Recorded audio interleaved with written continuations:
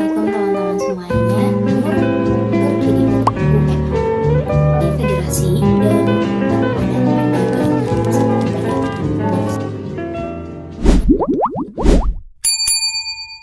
Halo, assalamualaikum teman-teman semuanya. Perkenalkan, nama aku Ayanida. So, today aku mau menyampaikan materi tentang sejarah dakwah pada masa era Timur Tengah.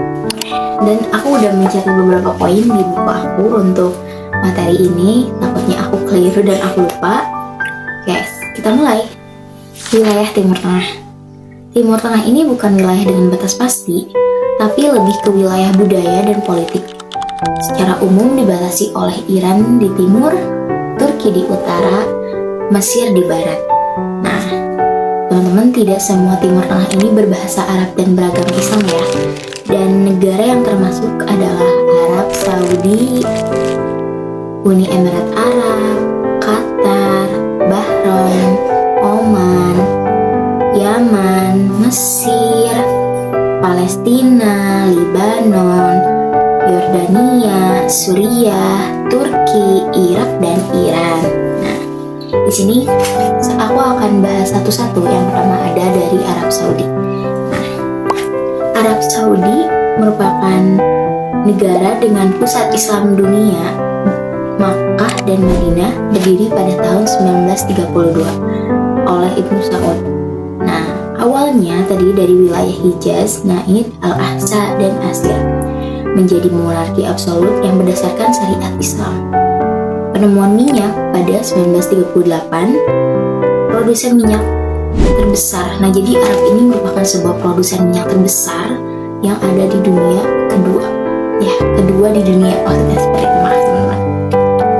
Dan Arab Saudi ini menjadi pusat dakwah Islam internasional, terutama melalui Wahabisme. Oke, yang kedua ada Uni Emirat Arab, yaitu UEA.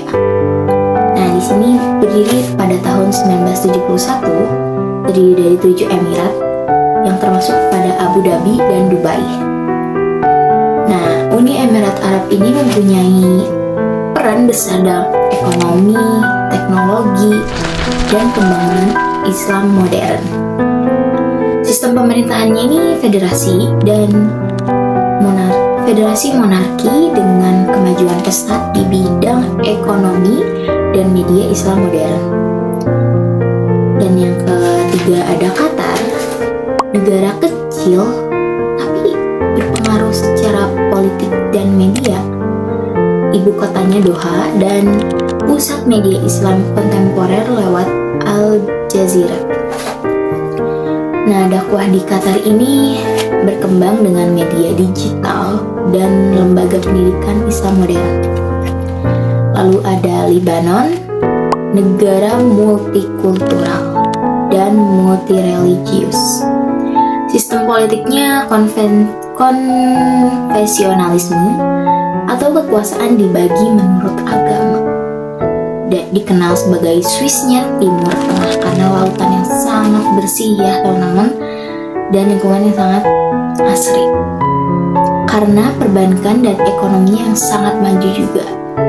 Makanya itu disebut dengan Swissnya Timur Tengah. Oh, satu lagi teman-teman. Timur Tengah ini dikritik karena bersifat efisentris, berpusat pada perdagangan, seperti pada umat Islam menyebarkan agamanya. Lalu ada Jordania. Jordania merupakan kerajaan Hashimiyah yang stabil dan pro-barat, berperan penting dalam diplomasi Islam dan perdamaian Timur Tengah. Anggota pendiri Liga Arab dan OKI. Dakwah di sana moderat dan terarah ke toleransi. Jadi berarah pada toleransi serta pendidikan dalam Islam modern. Lalu ada Palestina. Palestina dari dulu memang masih mengalami konflik dan keagamaan karena ingin mempertahankan negaranya. Terdiri dari tepi barat dan jalur Gaza. Dikenal karena perjuangan umat Islam mempertahankan tanah dan identitas keislaman. Dakwah di Palestina hanya berfokus pada jihadnya pertahanan iman dan solidaritas.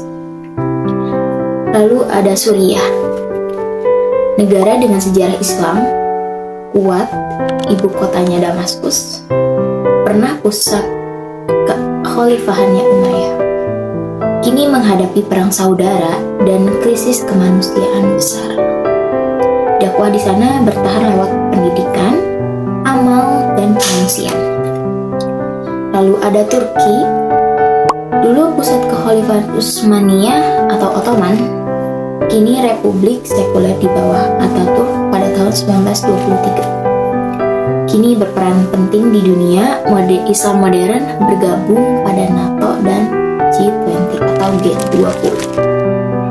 Dakwah modern di Turki menyesuaikan antara Islam dan sekularisme, misalnya gerakan Fethullah Gülen dan Erdogan.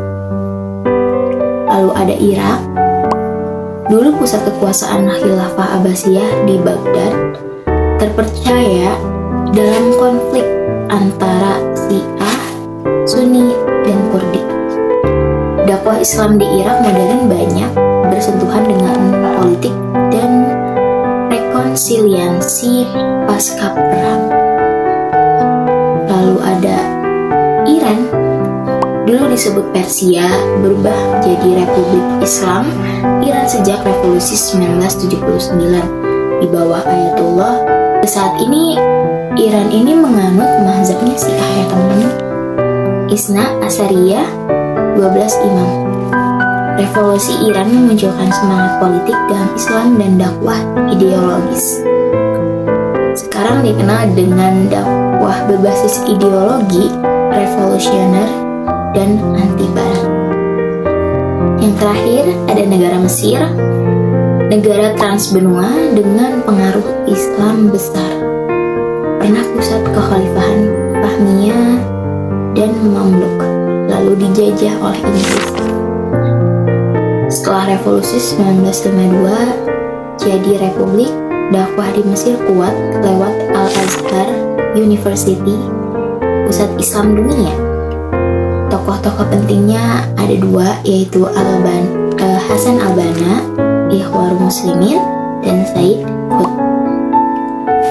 Nah, jadi teman-teman, itu dia materi tentang sejarah dakwah pada saat era di Timur Tengah. Semoga teman-teman bisa memahami materi yang aku sampaikan dan semoga bermanfaat buat teman-teman yang udah nonton dan mendengarkan sebuah video ini. Sebelumnya terima kasih yang udah menonton.